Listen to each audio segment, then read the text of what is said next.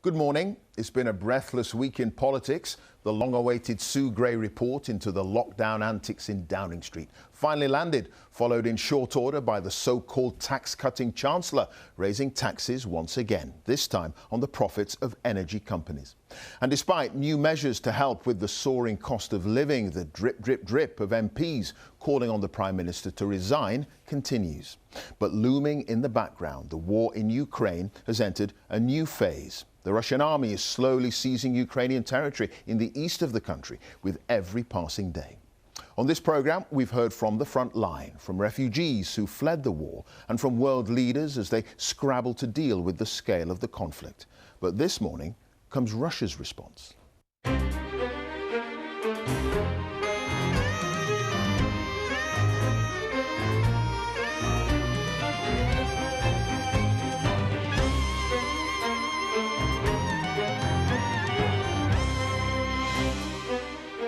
I sat down with Vladimir Putin's man in London, Ambassador Andrei Kelin, and asked him about the war in eastern Ukraine, if Russia's leader might use nuclear weapons, and I showed him evidence of alleged Russian war crimes. We'll get analysis from Moscow with the BBC's Russia editor, Steve Rosenberg, and the latest from the front line with Jeremy Bowen. And as more Tory MPs call on Boris Johnson to resign and one of his own ministers gives him a yellow card, I'll talk to the Northern Ireland Secretary, Brandon Lewis. The government's nicked their windfall tax, so what next for Labour? I'll ask the party's chair, Anneliese Dodds.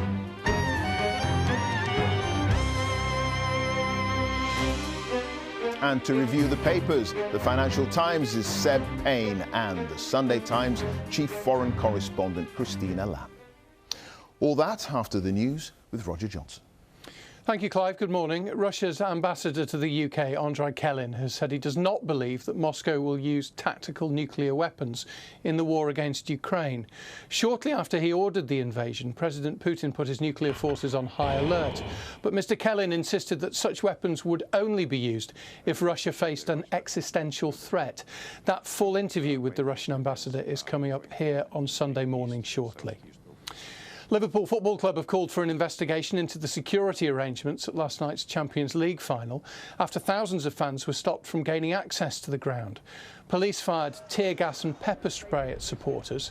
UEFA delayed kick-off by more than half an hour, citing security reasons. Liverpool went on to lose 1-0 to Real Madrid.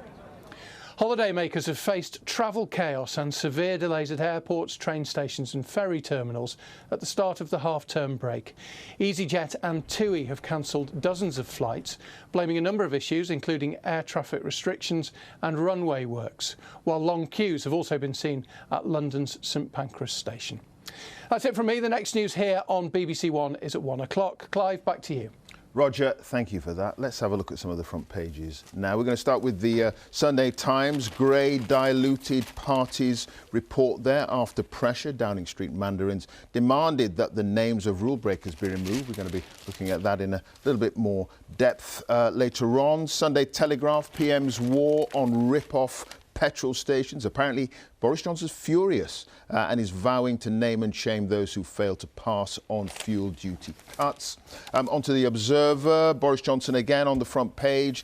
He apparently is trashing the Tory identity, according to party grandees. Partygate and tax messages undermine the brand.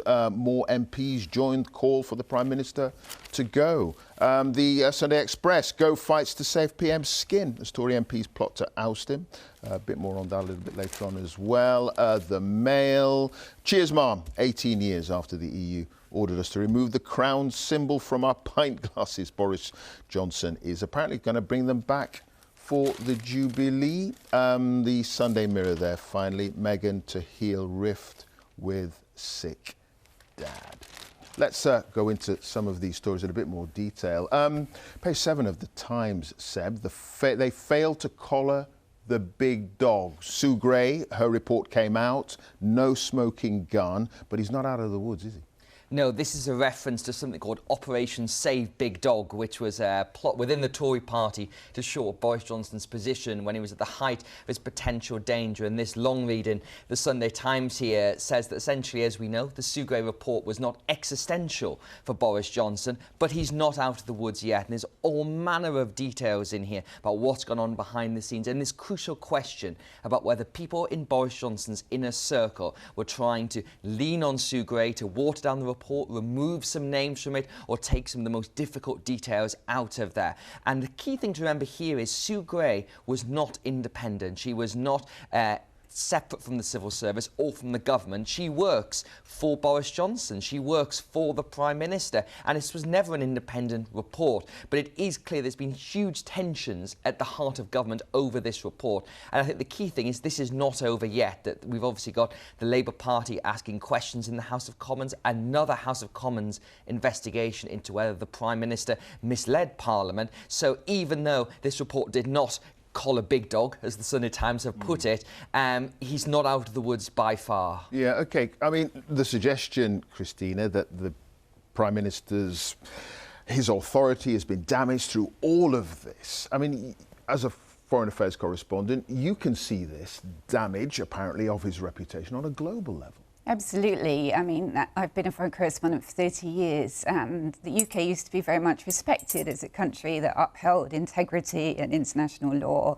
And now we discover that basically 10 Downing Street is party central, that we have a Prime Minister who is a stranger to the truth. And when I travel around, I find people kind of laughing at us. And but that's not in quite Ukraine. Disturbing. Not in Ukraine. Not in Ukraine. That's it's really very quite different. important, isn't it? Yeah. I mean, Ukraine, if you go through, so just came back from there, if you go through checkpoints and you say press Britansky in your best Ukrainian, they all say, we love Boris. Yeah. I mean, I'm afraid a number of us were saying, you can have him. All right. I mean, I just wonder. I mean, just going back to the independence of the Sue Gray report, if it is proved, however, that she was lent on to take names out and stuff, are you saying that that is actually within the bounds of good practice, bearing in mind it wasn't an independent report?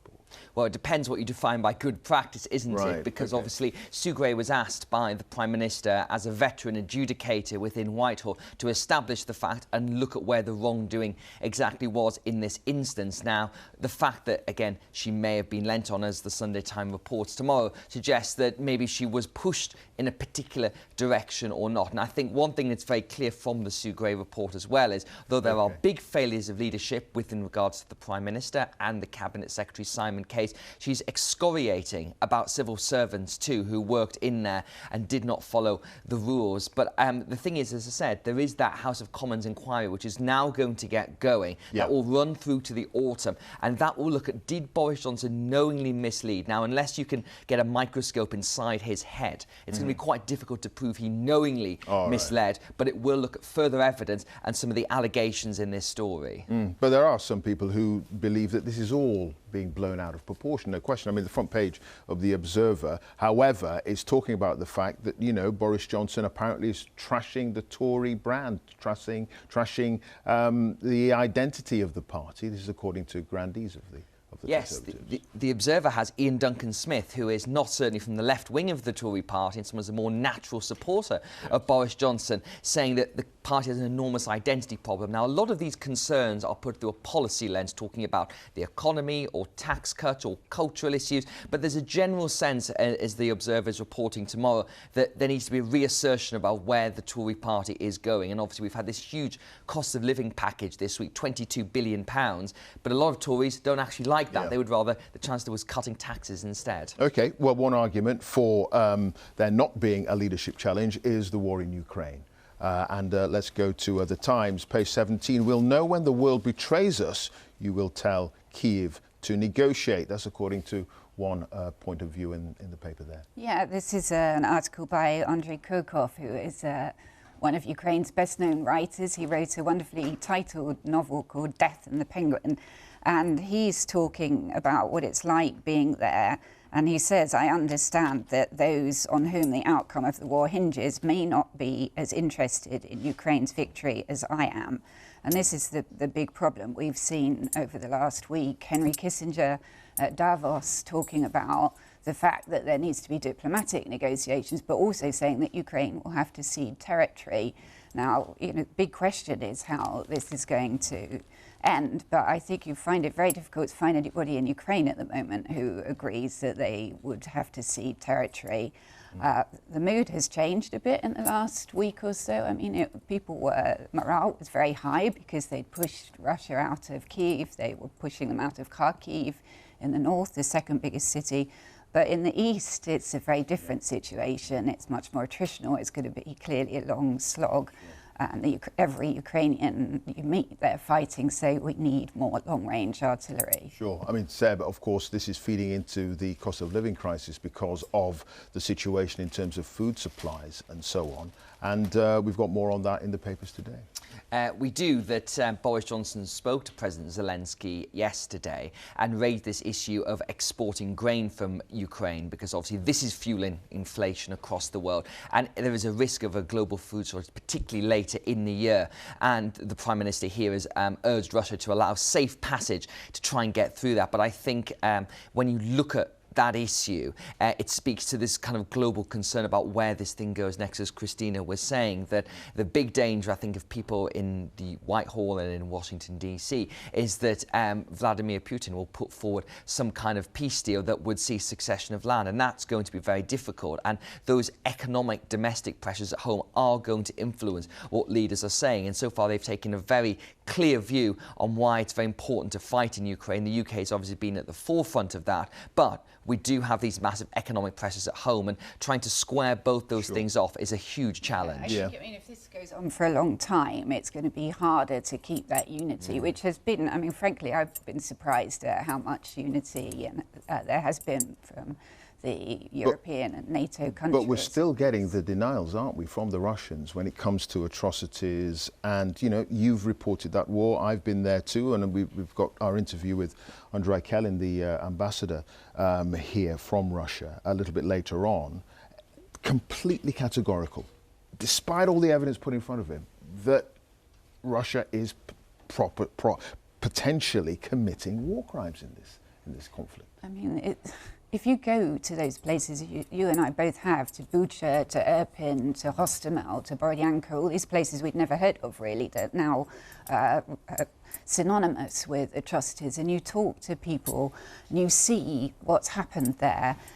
Almost every street you go to, people were killed, tortured, raped. You go to the tent that's there by the Bucha morgue. There were so many bodies that the morgues were overflowing, that refrigerated trucks were overflowing. They had to stop collecting the bodies at one point, and you meet the people queuing there trying to find their loved ones, what's happened to them, and you hear those stories.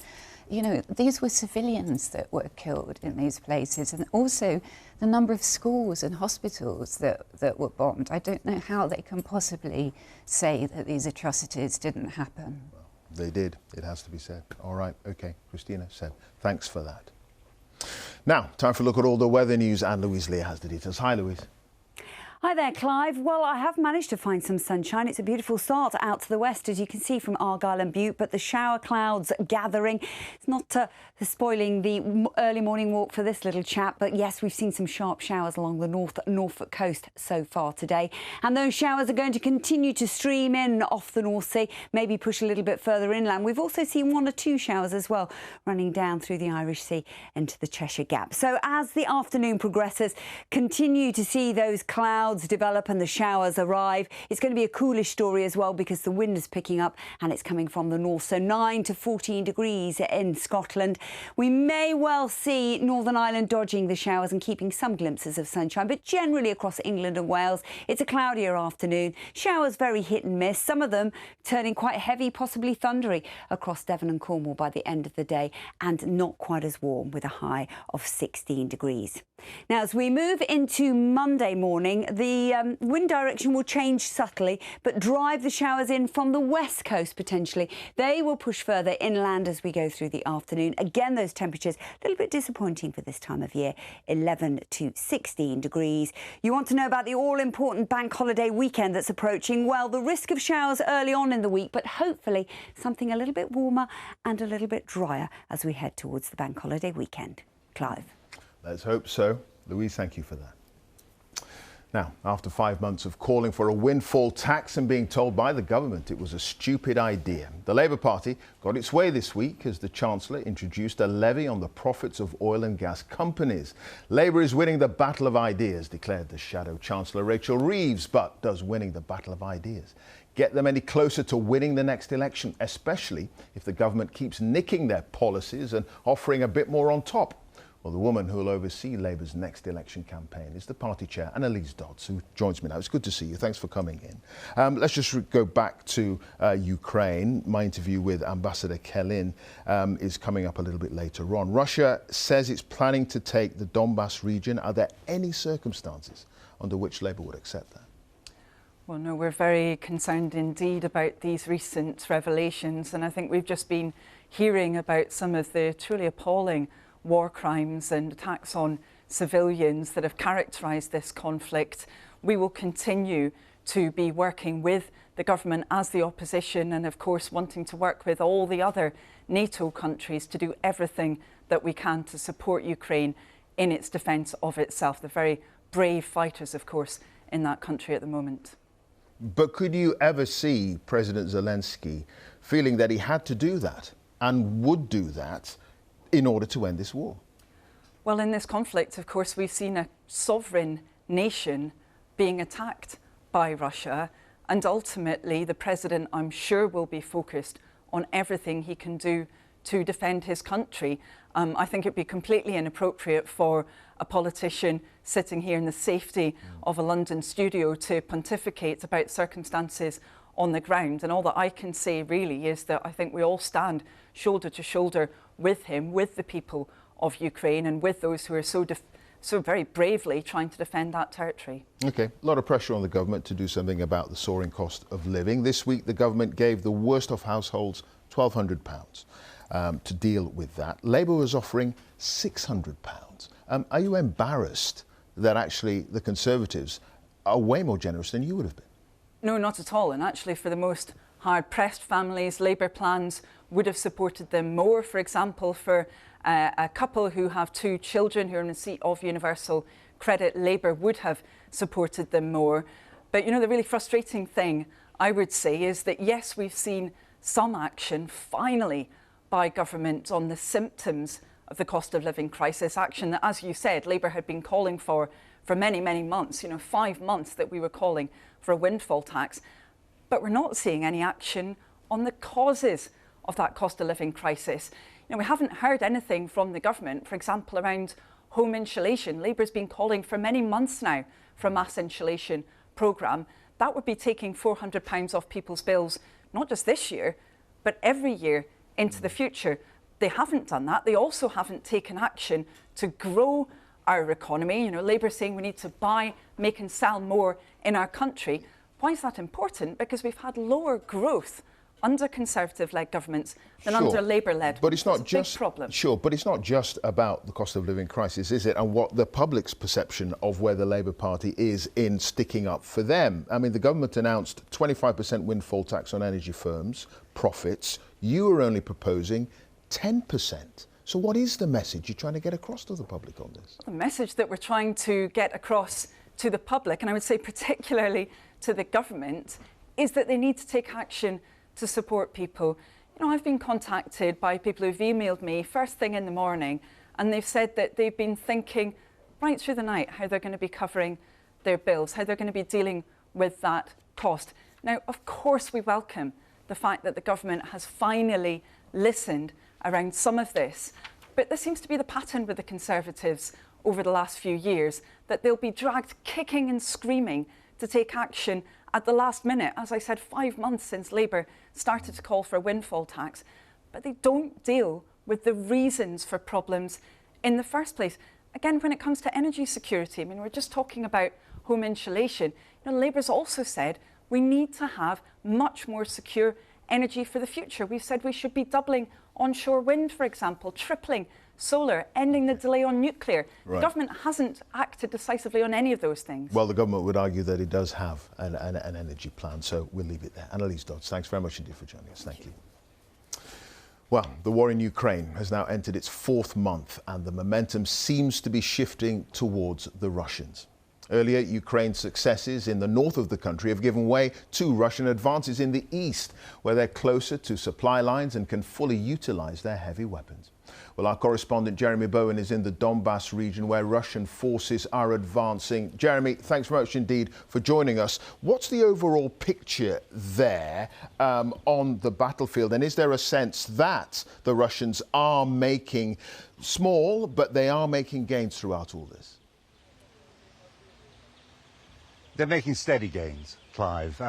They're grinding forward. They're using their heavy artillery to absolutely pound the Ukrainian positions, and the Ukrainians are brave and they are very resolute, but they don't have equivalent or superior firepower, and that is the problem that they have, and that's what soldiers say to me and what I've seen myself. And you can see loads of preparations being made for more Russian advances, moving things like expensive tractors off the very extensive farms back further, deeper into Ukraine, digging second, third line defenses, which they might have to fall back to.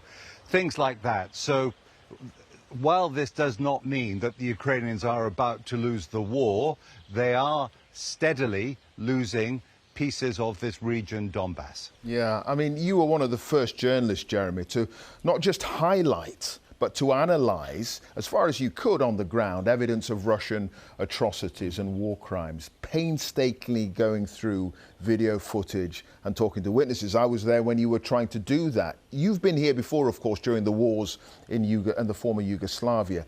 Can you see a day, perhaps, when those people who are giving orders in this conflict, leading the Russian lines, that they might be brought to book for potential war crimes? I think it's doubtful the way things stand at the moment, because while there are many thousands of cases being investigated by the Ukrainians, and one man, a junior tank commander, has been sentenced to life in prison, the Yugoslav war crimes process worked because it was authorized by the UN Security Council and funded, and they worked for more than 20 years to accumulate evidence and bring those people to book who were extradited to have their years in court. And of course, Russia is a veto-wielding member of the Security Council, so I don't see that avenue working. You know, as for those war crimes, what I saw was definitive. You know, I got into areas with my team hours after the Russians had left, the same day, when bodies were lying on roads, and we had drone pictures of those people being killed weeks earlier when the Russians arrived. So, you know, I am not a lawyer, and I'm certainly not a judge, and so you cannot say until it's proven in court that they were war crimes. But my goodness me, it seemed to me that there was a very, very strong case and strong evidence. Yeah. Okay. Jeremy, many thanks to you and the team out there in Ukraine. Thank you for that.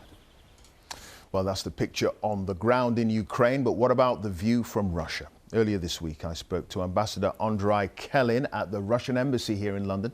Some people may find pictures of civilian deaths I showed him in our conversation distressing. Ambassador, the facts are clear. Thousands of people have been killed in this war so far. 14 million people have had to leave their homes since Russia decided to invade Ukraine. Why did Russia start this war? This is not a war. This is a limited operation. And I have to say the reasoning, which probably is not popular here in media in Great Britain, because you are presenting only one side of the story, and I have now to speak about the other side of the story, and I would appreciate very much that it will be heard.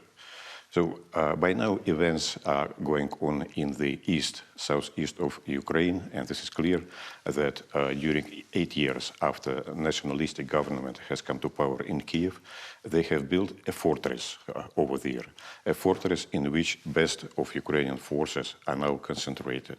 And this is a highly fortified area, region, which is along the line of delimitation of Donbass, from which we are certain events could be started, whether it will be used by Ukrainian army as defensive, or we have got quite a lot of evidences that they were planning offensive against Donbass region, against Russians living over there. And just to prevent this attack, which will be applauded, I will sure, because in the Western countries, because they are acting on their own territory. So we have to take preventive forces. As President Putin has said, we have had no other way but to do this. First of all, thousands of people dying and 14 million people having to leave their homes does not suggest it's a limited military operation. It is a full-scale war. And there is absolutely no evidence that the Ukrainian forces were launching some kind of huge attack in the Donbass region. That's not there. The evidence isn't there. Okay. Once again, it is for 8 years, Ukrainian forces were shelling Donbass, Russian people, civilians mainly. They killed quite a lot of them. Young children were born and then even raised, has gone to school under Ukrainian shelling of it. We have made many attempts to pacify the situation, also via Minsk agreements. According to the UN Human Rights Commissioner, more civilians have been killed in the conflict since Russia invaded in February than in the last 8 years. Where is the evidence that Russian-speaking Ukrainians were under threat? That evidence isn't there. No, probably you haven't heard what I have said. How many people have been killed? I've heard what How many people have been killed? And I can assure you that it is not our idea to kill civilians. Our militaries, they are targeting only military infrastructure, because military infrastructure in Ukraine remained after the Soviet Union. It is the biggest one. We would like to diminish Ukrainian capabilities for striking, first of all, and we need to help these two now independent republics to survive. And it is more than 4 million of people. It's quite a lot of people over there. You're saying you want to help the people in the East survive. The evidence suggests that there's been widespread devastation as a result of Russian attacks. And there's currently a huge bombardment, Russian bombardment, in that part of the country, in the East. Is your aim to take and keep that part of the country? Our aim, as it has been formulated, is to help now to these republics to survive. But be sure that we are going to assist and to help of rebuilding of that. We have no other mean at the moment, because the fortress, the Ukrainian troops, they are taking the civilian targets, they are using the buildings to put artillery in it and tanks underneath. So they are mainly hiding among the buildings in the settlements, in the villages and small towns. It's a very difficult job for our professional forces to seize this building one by one. After that, have you given up on Kiev and focusing your war in the East? It's a good question. None of our leaders, neither president or the others, has ever said that we would like to seize Kiev. And I don't believe that it is possible to seize Kiev or to occupy Kiev. It's a big city. It will be linked. You did have troops. You did have troops on the way to Kiev. I was there at the time. Yes, we did have troops, but not for seizure of Kiev. So why were they there? I'm not a military person. I'm a diplomat for 40 years. But even I do understand if you would like to do something, then on one front, then you have to do some different things on the other front, just to stretch. Okay, so you have given up on Kiev. There will be no attacks on the capital. We didn't have a goal of seizing Kiev at the initial stage of the operation, and I don't believe that that's a possibility. Okay. You've talked about Russian forces not targeting civilian areas. You've talked about them being professional. and waging this war in a professional manner. I'd like you to have a look at this CCTV footage here, which shows 2 Russian soldiers at a building in Ukraine taking aim at 2 civilians walking away from them. No, They're walking away. If I had, what iPad, I could also. If I had iPad, I would be eager to show you that every day Ukrainian forces are shelling innocent civilians in Donbass, cities, towns, and villages, and we have. These men, sir, are walking away from the soldiers. Yeah. You can see it there. They are shot and they are killed. Is this how Russia is conducting this war? I cannot tell whether there's Russian soldiers or who else. They are absolutely Russian soldiers. It has been verified, sir. Is it a It's film? been verified. They are Russian soldiers. This is non conversation. Non-conversation. You are showing me something, probably a piece of a film, or a piece of a game, or a joke, or whatever, it's computer games, and telling me, let's see what it is. CCTV footage from a building that has been corroborated. The 2 soldiers took aim at 2 people walking away from them and shot them dead. They then went into the building, and the CCTV shows them taking off their uniforms, wiping down the sweat from underneath their arms, and taking drinks that were in the building and looting food. Once again, is that how Russian troops are we having an interview with you, or you would like to express your ideas, please? I have expressed the question, which is that how Russian troops are conducting this war? No, you did express your point of view. I did express my point of view, and I can assure you that I pursue very attentively what's going on in the east of Ukraine. Okay. Let's go to the town of Bucha, which has become synonymous around the world with the crimes that many people point to of the Russian military. Can you explain why civilians have been shot in cold blood in the streets of Bucha? And these are photographs that suggest exactly what happened, sir. This photograph on the left was taken in late February before Russian troops entered the town. This photograph here is on the 19th of March, after Russian troops were just after Russian troops were about to leave. And that is the result. Dead bodies in the street. Again, sir, I'll ask you one more time.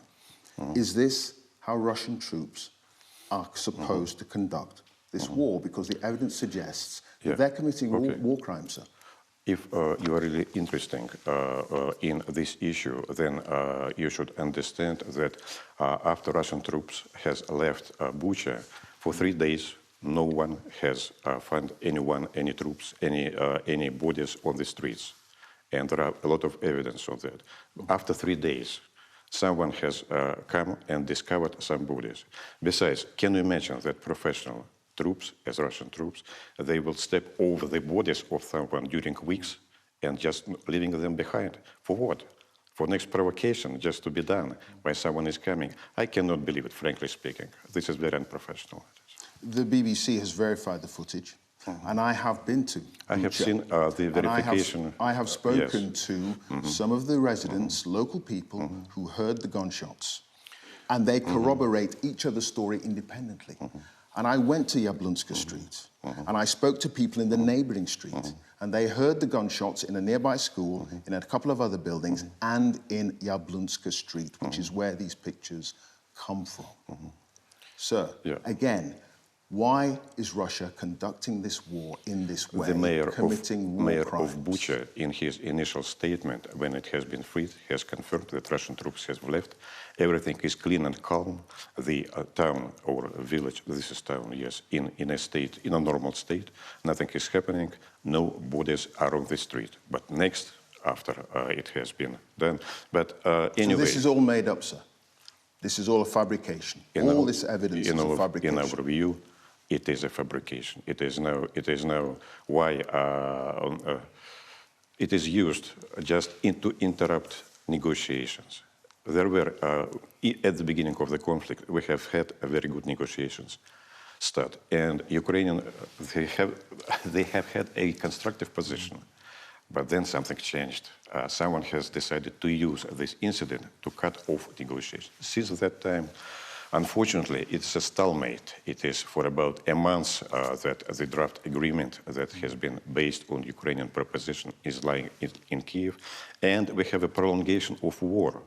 And what we have from London, it is not the desire to finalize it or to negotiate it. We hear every day new appeals to send more weapons to Ukraine, to fight until the last Ukrainian soldier, to continue the conflict, and no negotiator until Russia will be beaten.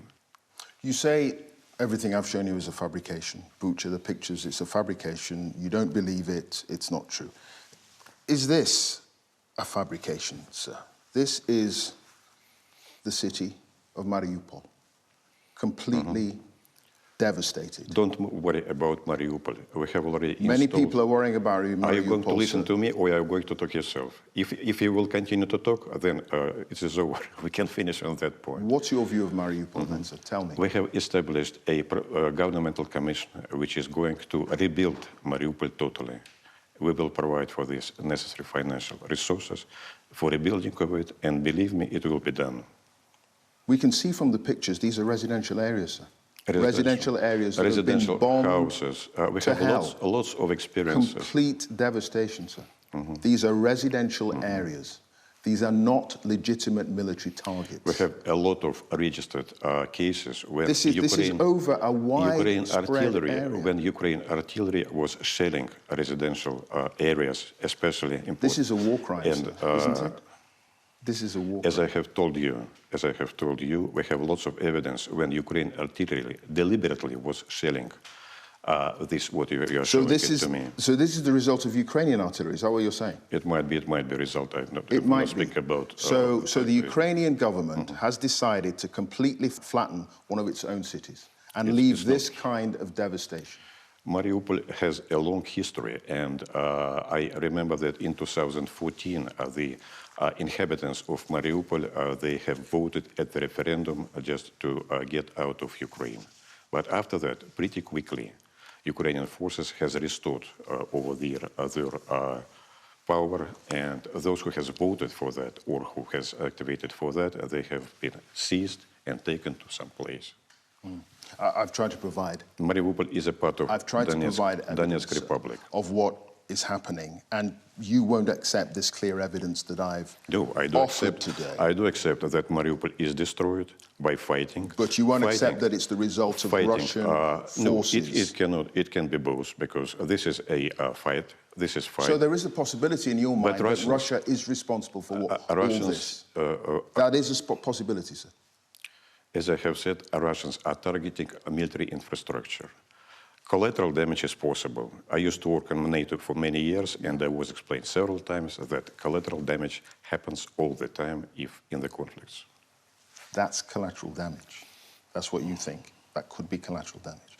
Okay, I mean, as I say, you won't accept any of the evidence that I've put forward that Russia may be responsible or is responsible, and that Russia, frankly, has committed war crimes. But other Russian officials know what is going on. Let me just read to you what Russia's counselor to the United Nations in Geneva, Boris Bondarev, said this week after resigning his position. He said, the aggressive war unleashed by Putin against Ukraine is not only a crime against the Ukrainian people, but also perhaps the most serious crime against the people of Russia. What do you think he means when he says this is a crime against the Russian people? We know this guy. He is very unprofessional. We have, of course, people who think differently. He is one of them. That's all right. But I can say you that 75% of the Russian population do support But he is a senior official in the Russian delegation at the United Nations. We know the guy. He is, yes, he stayed for some time at the ministry. He used to work over there, but he did not have our respect. Not before and not after this statement. He doesn't have your respect. He doesn't have your respect. for Any what other he question, said. Clive? Clive, excuse me. He doesn't have your respect. Do you have any other questions? I do, sir. I do. It must have taken a lot of courage on his part to say those things. It is up to him. He has done it, and let it be like that.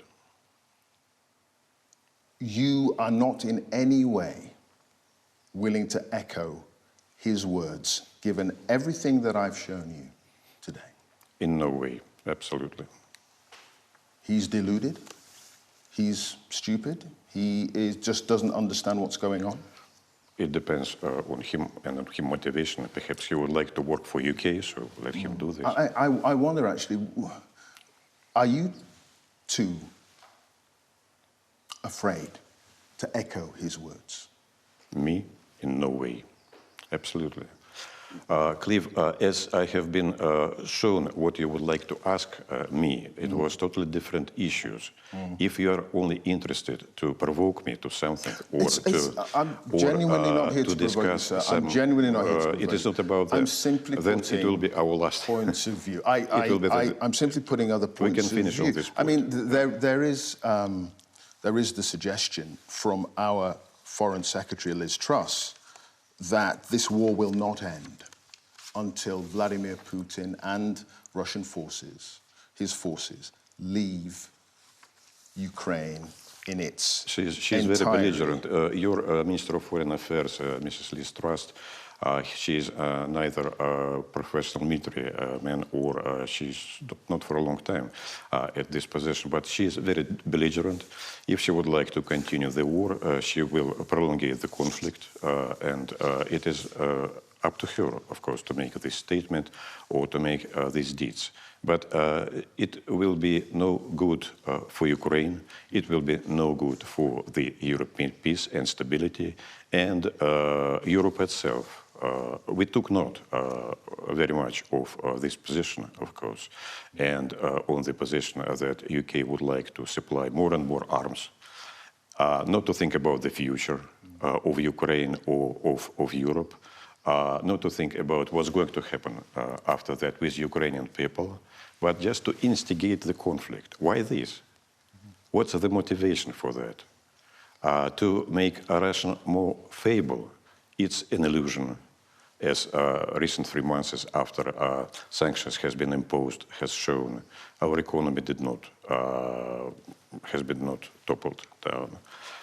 If it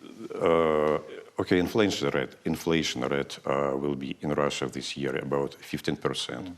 In the UK, it's about 10 to 12%. It's not a big difference, of course, after all these sanctions. What's the use of that? For UK, where is the profit? Where is the benefit of UK? Well, threats have been made towards the West as a result of Vladimir Putin's invasion. Dmitry Kiselyov, who runs Russia one of the largest TV stations in the country, he said on air recently that one Russian nuclear missile could plunge Britain into the depths of the sea and turn whatever may be left of them into a radioactive desert. Do you believe President Putin would be willing to launch a nuclear attack on Britain? No, I don't believe that. Dmitry Kiselyov, he's a journalist. He is like you, is trying to find something juicy and to put it on the television and to make it loud statement about that. He's done it, like you also tried to instigate me to. Do you believe that? But it instigated a discussion. Okay. It instigated a discussion and provoked a discussion. You say that there will not be a nuclear attack on the UK. Do you believe that there could be the use of a tactical nuclear weapon in the war in Ukraine? No. Tactical nuclear weapon, in accordance with the Russian military doctrine, is not used in conflicts like that at all.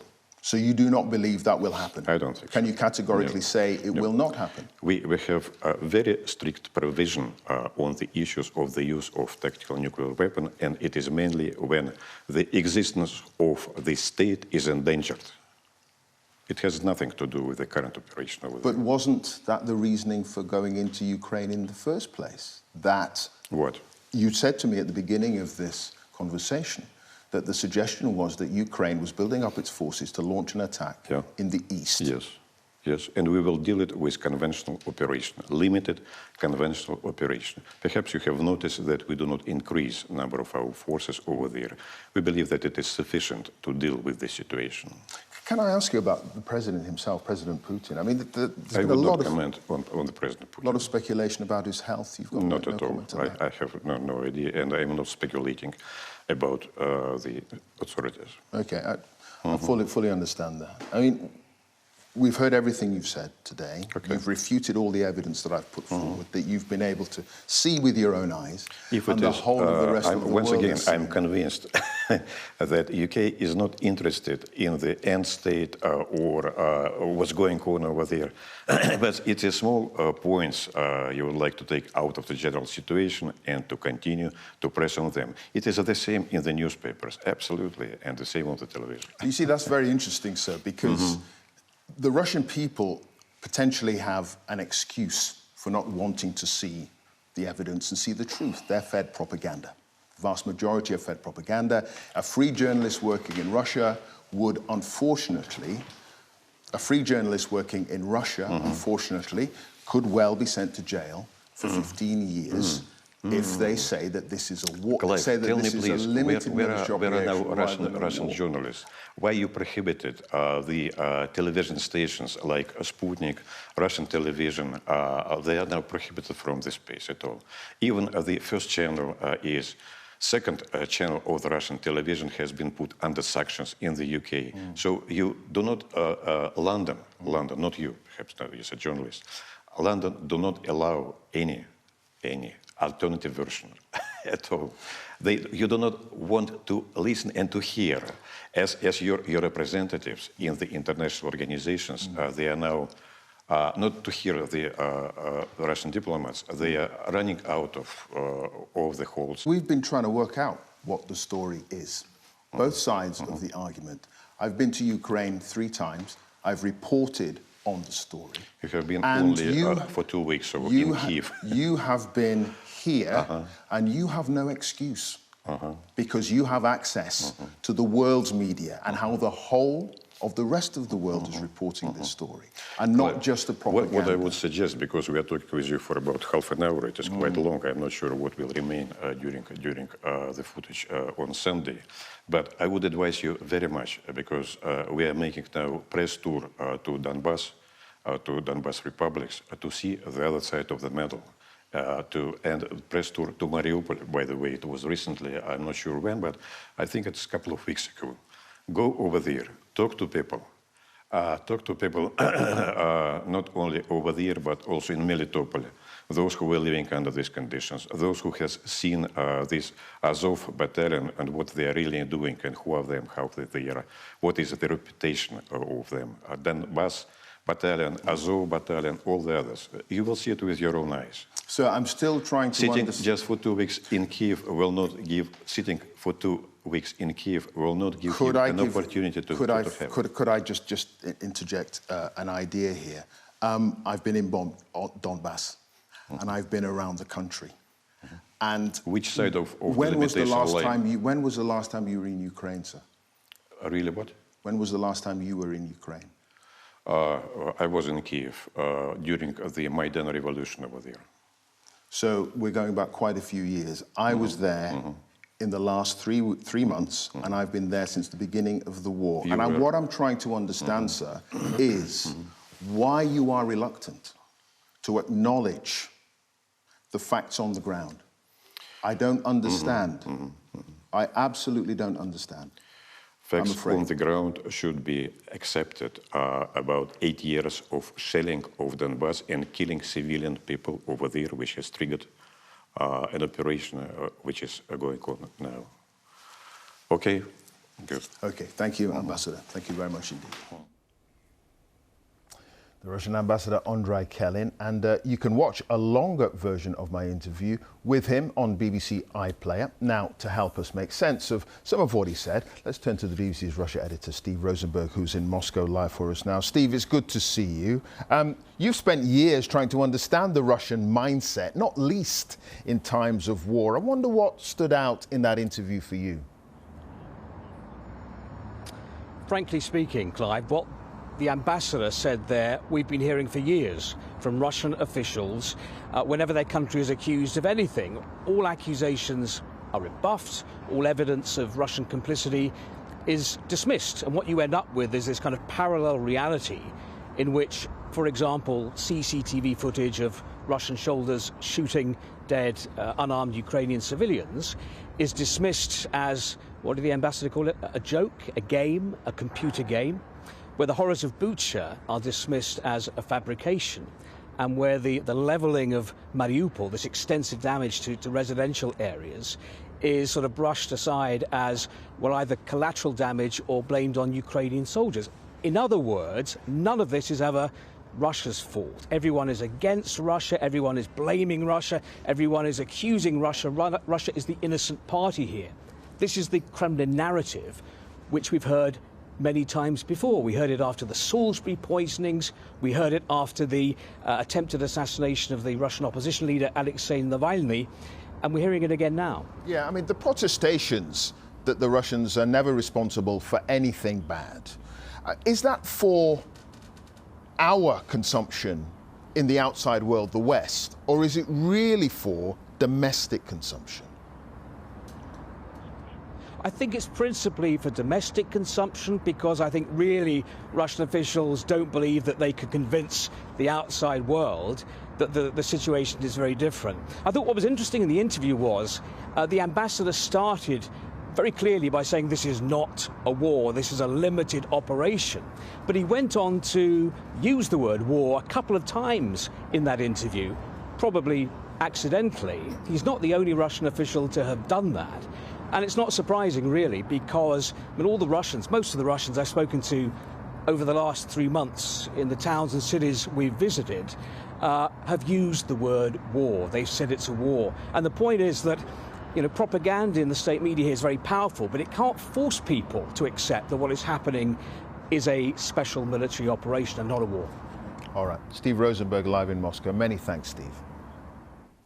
Let's turn to my final guest now of the morning, and it's the Northern Ireland Secretary, Brandon Lewis. Hello to you. Thanks for joining us. You just heard that interview. You saw a little bit of it. And Ambassador Kelin, he told me that the Russians, they're going to take Donbass, and they seem to be making gains in the east of the country.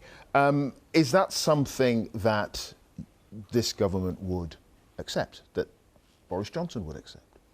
No, look, I'm not a military expert. I saw a big chunk of that interview, not all of it, but look, our position has been all the way through this. The Prime Minister's position has been very clear. We support the sovereign, democratic country of Ukraine, and that's why we're putting in so much support, not just in the conversations the Prime Minister is having with President Zelensky, but actually in the financial support and the military defensive support as well, which I'd say Northern Ireland is playing its part in, with the NLAWs and Star Street that come from Belfast as well. We are, however, getting suggestions from the French that there should be concessions, from the Germans as well, that perhaps there needs to be territory ceded in order to bring this whole thing to an end. Would you ever, do you think, reach the point where you would start applying pressure to President Zelensky in order to try to bring this to a swift end? Look, I think actually the Prime Minister's support for President Zelensky and the country's support for Ukraine on a whole range of levels has been clear from the beginning. This is about the people of Ukraine and, as I say, the sovereign democratic country and government of Ukraine being in control of their destiny. This is a force that has come in from Putin, completely unwarranted. I have to say the excerpts I saw from I didn't see all of the interview, but some of what I saw from that was quite astonishing, I think, in some of the denial of the reality of what's happened that people like yourself have seen firsthand. I've obviously seen what people like yourself, Clive, have been reporting over the period. And I think it is right as a country, as a democratic country, that we stand up and support the sovereignty of a country like that, because there is always that follow-on question, well, if we don't stand up now and support an area like that and support the work Ukraine's doing to defend itself, what's next? So I think it is right that we continue that support, and I know the Prime Minister is very, very determined about that. Yeah, you may have heard what he said about Liz Truss. He called her belligerent. And look, can I just say, I think it's absolutely right that our Foreign Secretary stands up for what is right. But is it making potentially the situation worse? Some have hoped. Look, hold on. Let's go back to the starting point. Putin has invaded Ukraine unwarranted in the most abhorrent way. I think it is absolutely right that as a friend of Ukraine, as a country, supporting a sovereign state, supporting democracy, supporting the West, that we call out where something's done that is abhorrent, that is wrong, and Russia and Putin need to step back. Let's turn to domestic matters now. Did anyone in Downing Street put pressure on Sue Gray to change, water down her report? Look, Sue Gray, I've worked with Sue Gray in a number of roles, both roles I've done and roles she has done in the past. Sue Gray has put out a report.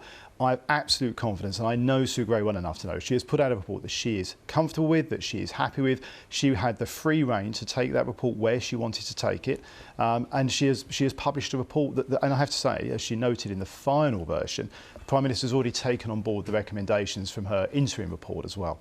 You can cast iron guarantee no pressure whatsoever was put on Sue Gray to alter the final report that she handed in. Not only am I confident of that, but I know Sue Gray well enough to know that pressure on Sue Gray would not have an outcome. Look, you did hold her in for a meeting before it was published? I've met Sue Gray in my job talking about union issues a number of times, and I've worked with her in previous jobs as well.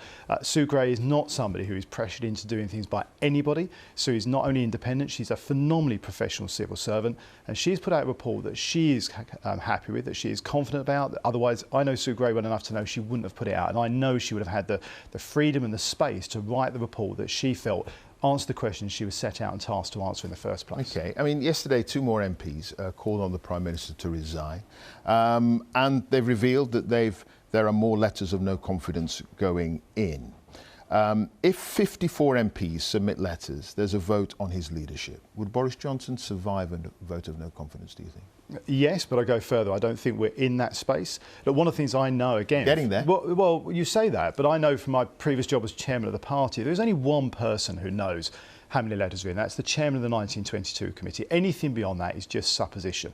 And I think all of us actually in Westminster, rather than getting involved in Westminster internal stories, what people want to see is us focused on delivering for people with serious issues like the challenges in Ukraine, the global inflation challenges that's affecting the challenges on people's pockets and their ability to be able to afford things. That's what people want to see us focused on, not the internal machinations of any particular political party. Yeah, suggestions that the brand of the Conservative Party is being damaged. One of the MPs who called on the Prime Minister to resign, Steve Bryan, he says he doesn't feel like he can go out and defend the indefensible. In no way am I comparing you to Ambassador Kelin.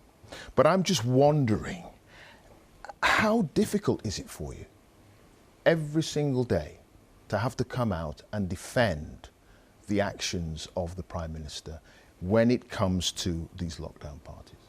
Actually, I think it's very easy to come out and talk about what we're doing. For a couple of reasons. First of all, we've seen throughout, since 2010 in the Conservative Party, sadly we had colleagues talking about whether the Prime Minister under David Cameron would survive and how long he would survive. I was chairman through the situation with Theresa May. I've been a candidate 4 days before an election in 2015 where polling came out saying I was going to lose my seat. Not only did I win it, but I increased my majority, and we won a majority in 2015 that people said we couldn't.